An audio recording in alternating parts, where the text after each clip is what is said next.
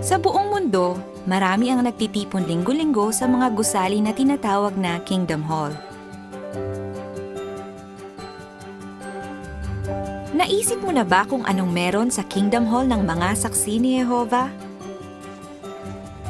Dito ginagawa linggo-linggo ang mga pag-aaral at lecture sa Biblia. Noong una akong umattend dito, tuwang-tuwa ako at hindi ako nailang. Dito ko lang naramdaman yun.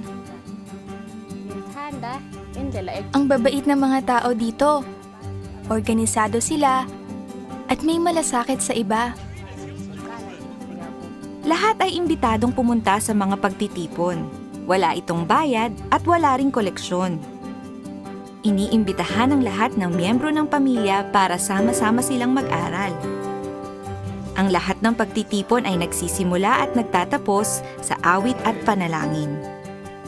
Ang isang pagtitipon na karaniwang ginagawa sa weekend ay may 30 minutong lecture sa Biblia na dinisenyo para sa lahat. Pagkatapos, merong tanong at sagot na talakayan gamit ang magasing bantayan. Pwede kang sumagot kung gusto mo. Sa isang pagtitipon kapag weekdays, hindi lang namin pinag-aaralan ng Biblia, kundi sinasanay din kami sa pagsasalita sa publiko.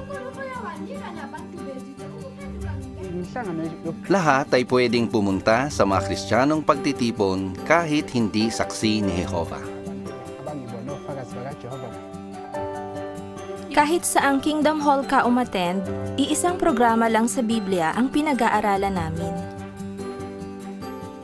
Edukasyon sa Biblia, masayang samahan at pagkakataong sambahin ang Diyos ang naghihintay sa iyo sa Kristiyanong pagtitipon ng mga saksi ni Jehovah.